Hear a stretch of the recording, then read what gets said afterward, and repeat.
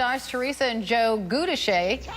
The pair found fame on The Real Housewives of New Jersey, and who could forget scenes from that show, like the table flipping incident.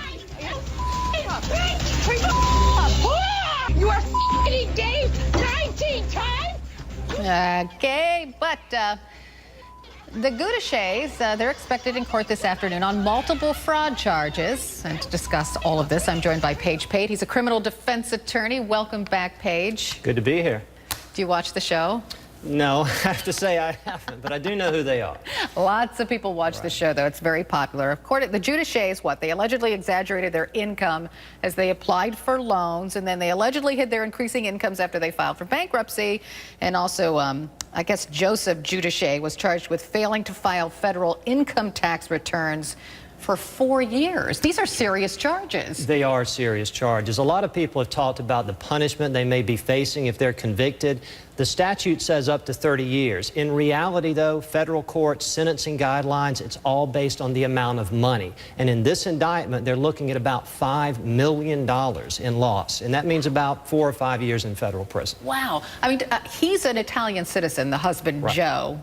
So what does that mean in an American court system? Well, any felony conviction makes him subject to deportation. So if they're convicted of this, even if they plead guilty, go to trial, lose, then he's looking at being deported. No question about that. And what about her? She says she's going to stand by her man, but I mean, could she prove she had no idea her husband was doing this and still stand beside him? Yeah, I've heard that she may be taking that approach, but if you look at the charges, it's all based on documents that she signed as well as her husband. So if she signed these documents and they're false, then she is just as responsible as he is. So on the show, she's often seen flashing a lot of money. Like, I think she furnished her house and she flashed like $120,000 in cash. Right.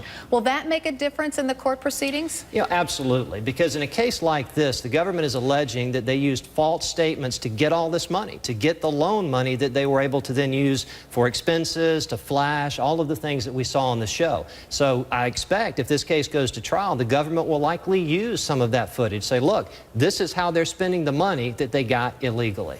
Pate, thanks so much for being here this morning. Appreciate it. Still to come in the newsroom, Apple's last